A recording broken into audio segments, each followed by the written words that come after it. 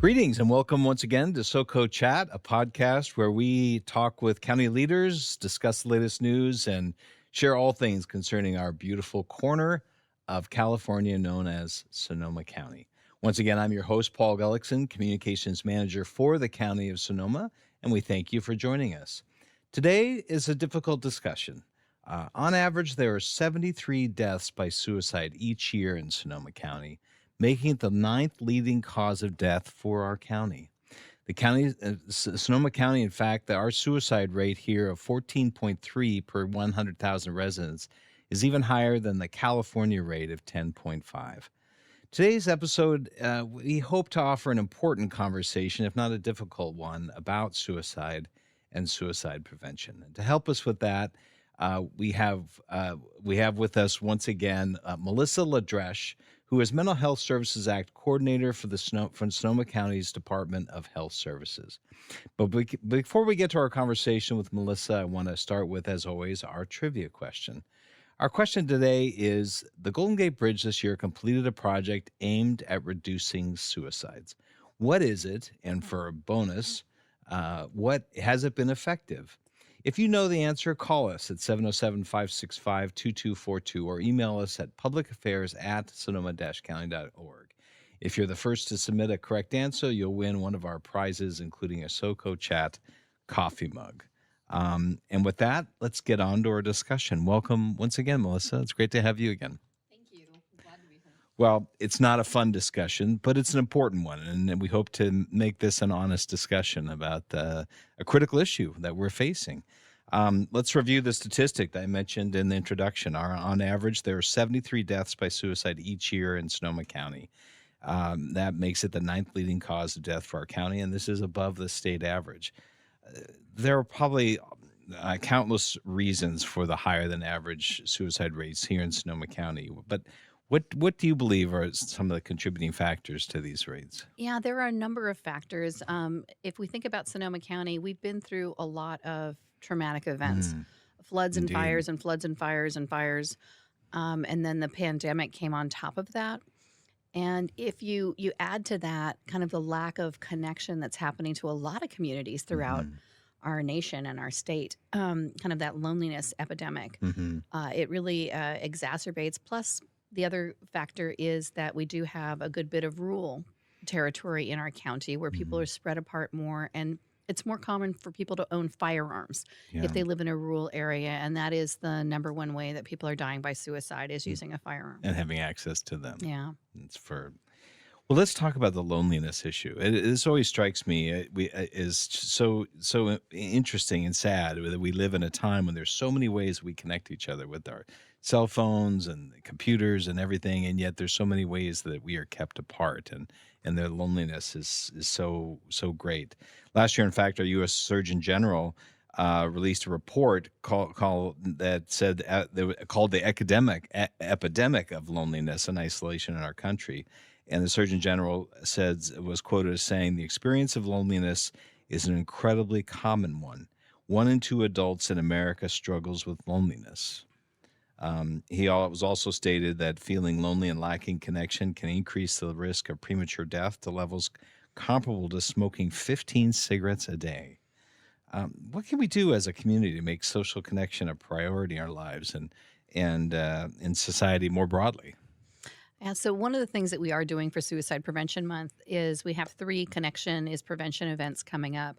And that's kind of what we're doing as a society. And they include not only folks who offer behavioral health supports for different groups of people, but also volunteer organizations that are helping us destigmatize mental health and allowing for people to talk about this. So maybe 5 years from now, this won't be such a difficult topic to talk about, and it'll be more commonplace. But also opportunities to volunteer. So that's one way. If you're feeling lonely, alone, even anxious or depressed, if you start to focus your energy on something else, like doing some volunteer work, maybe it's going over to Empire Food Bank, or walking a dog at the Humane Society, whatever it is that you're really interested in and can kind of give back to the community ends up giving back to you as Mhm. well. Well, I know there's studies show that, that the benefits of community. What do you tell people when you say, "Hey, it's good to make those connections"? What are some of the healthy benefits of that?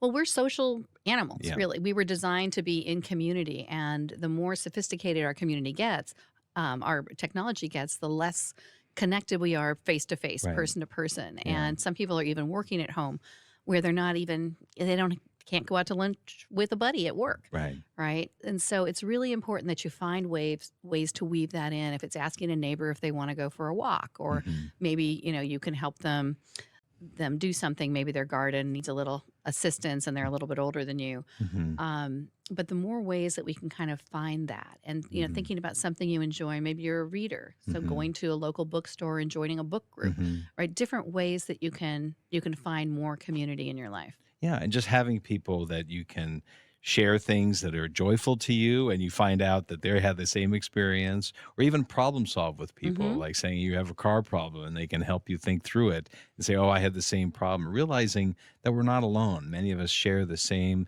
values or concerns as everybody else, right? Yeah, and you're absolutely right. Just talking to somebody about something allows your brain to see it in a different way. Mhm. And that person doesn't have to solve your problem, but having that conversation with them can help Mhm. you see something in a different light. Well, and it seems like we're going up against so much in our society that's pushing us to be by ourselves, right? You buy this for yourself, do it yourself projects, all these things, stay home, watch TV. Even you can have food delivered to your front door, and there's constantly messages that, well, you never have to go outside. And yet that's not the way we're built. Like you said, Mhm. we are communal creatures, right? It's sad to see that. But okay, so studies also show that hopelessness is a strong predictor of suicide, and that's a difficult thing to acknowledge.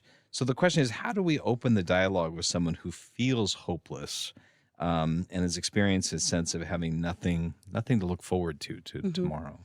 And that is often somebody who is thinking about suicide may Mm, have those thoughts as well, or they may not be thinking of suicide. It is not Suicide is not inevitable for anyone. We can start the conversation, opening it up by providing support, directing help to those who need it, and something like, "Wow, it sounds like things have been really hard lately," mm. and letting them listening.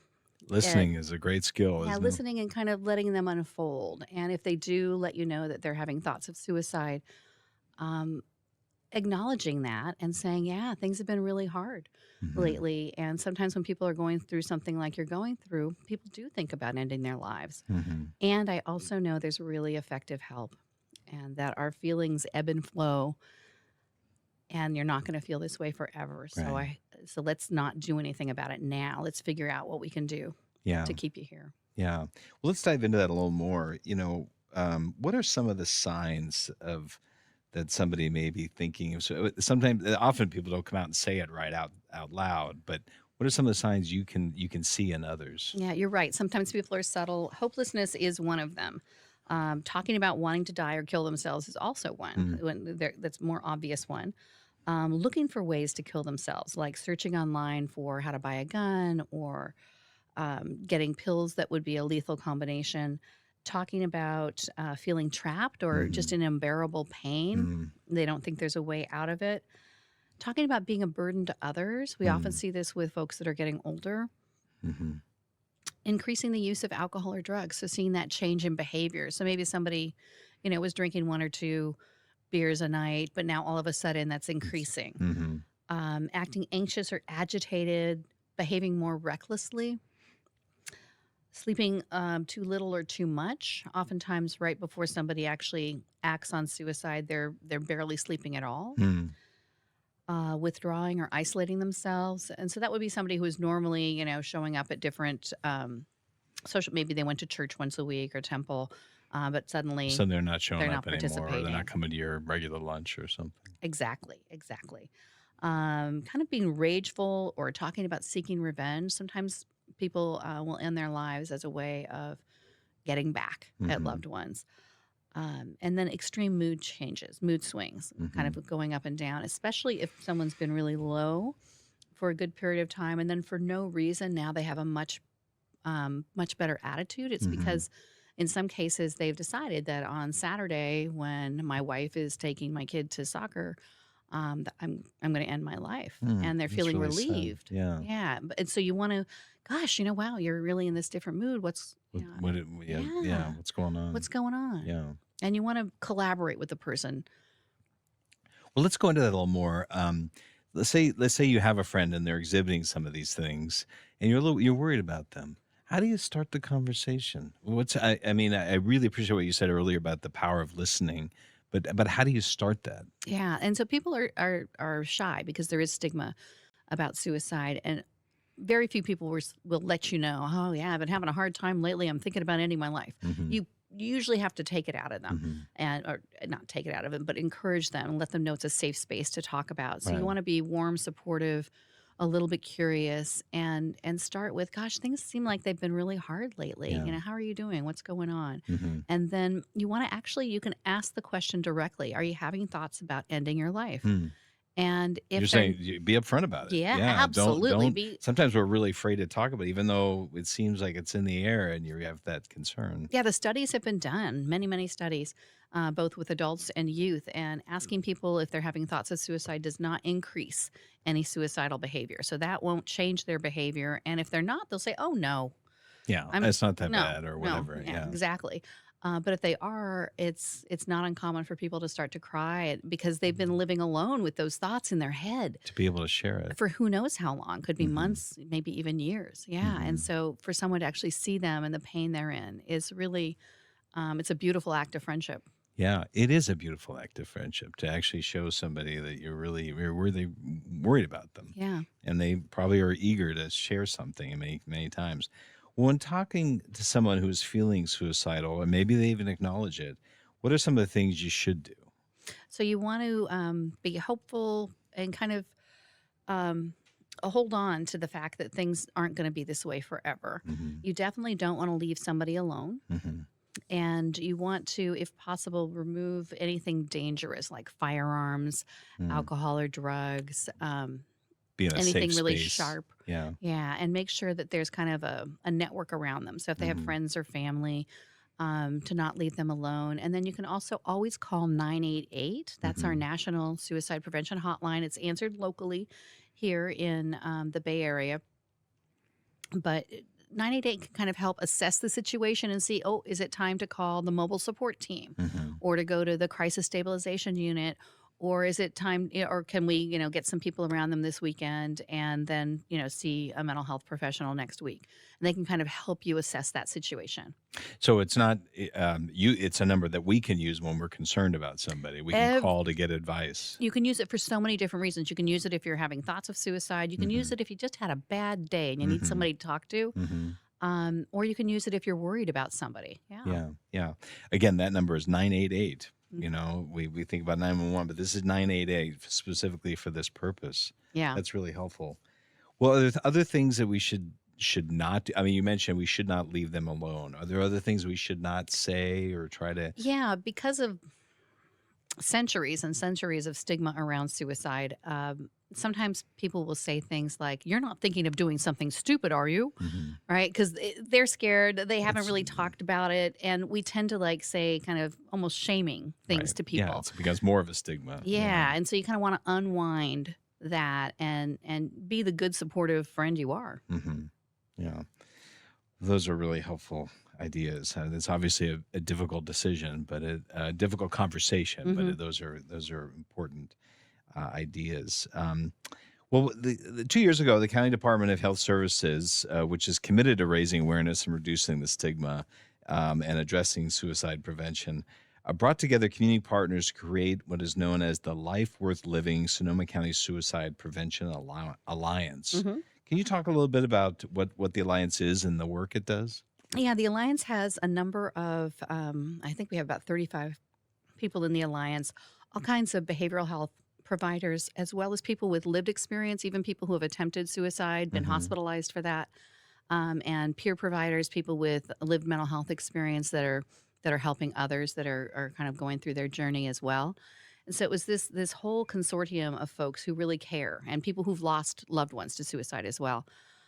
And they came together with this, and it was actually kind of from the pure philosophy and from those who'd even attempted suicide, who said, "Well, we don't want a suicide prevention group because we don't want Hmm. to push away from something. We want to be drawn towards something." Hmm. And that's where the name Life Worth Living Excuse me. um, Alliance came from. Right. So we even developed a logo that Michael Johnson, who has lived experience with mental health struggles and suicidality. He's now on our mental health board. Oh, great. He's helped us develop the logo, and he's also helping us develop this resource map that we'll be launching soon. So it's easier for people to find resources for behavioral health and basic needs. Well, sounds like a community unto itself, and it's really bonded around an important Can I subject. add So, one more thing? absolutely. We've also, it's taken a while, but we're done, developed a strategic plan, a 5-year strategic plan to help reduce suicide in our county. And it has 7 initiatives. One of them is creating more opportunities for connection, like our Mm. Connection is Prevention event. And it's going in front of the Board of Supervisors on September 24th for their review and approval. And that will release funds so that we can do the activities that are in those strategies. Well, that's great. Well, this is a good segue because I want to talk about 3 connection is prevention events that are planned for this month. And why don't you tell us about those and when they're going to be and how the public can be involved? Absolutely. Our first one is this Sunday, this Saturday, September 7th, and from 10 to 1 in the Old Courthouse Square in Santa Rosa. And then we're having one in Cloverdale at the Plaza on the 21st of September from 10 to 1 also. And then Sonoma Valley at Hannah Center on September 25th, Wednesday evening from 4 to 6. Yes. And so there's going to be all kinds of different providers there, in many cases, volunteer organizations. So you can learn kind of more about the community. There's going to be some food, like definitely paletas or popsicles that we'll be handing out, as well as different activities, like an art activity, the Children's Museum. Um, Sonoma County Office of Education is bringing in some things. So there'll be lots of family-friendly activities to do. That sounds great. And again, it's this Saturday, September 7th from 10 a.m. to 1 p.m. at Old Courthouse Square, downtown Santa Rosa. That's the first one. And Mhm. then we have the other ones in Cloverdale and Sonoma. So Yes. we're spread around. That's great. Well, before we wrap it up, I want to talk again about how people can find out more information about resources. Now, you mentioned the 8988 line, which is a suicide prevention lifeline. It's called. What other resources? How can people find out more information? And So that's a great resource, and they can connect you to others. okay, Also, 211 is a great way to find out about other not for profit resources that are available in our county.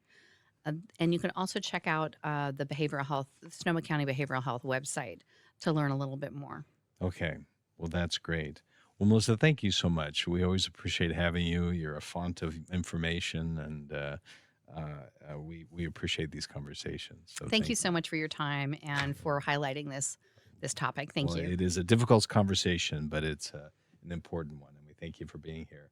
And to our listeners, we'd also like to give you a chance to win one of our SoCo Chat mugs for answering our trivia question this week. As a reminder, our question today is: the Golden Gate Bridge this year completed a project aimed at reducing suicide. What is it? And based on the information available, has it been effective? That's the bonus question, that second one. If you know the answer, call us at 707-565-2242 or email us at publicaffairs@sonoma-county.org. Submit your answer today, and you will win. If you're the first to call in, we will win one of our new limited edition SoCo Chat coffee mugs. Also, if you have comments about this or any other segment or have a suggestion for a topic for a future SoCo Chat discussion, please email us at that same address, publicaffairs@sonoma-county.org. Thank you all, and we hope you continue to follow us on Spotify, Apple Music, Amazon, and YouTube. We'll see you all next time.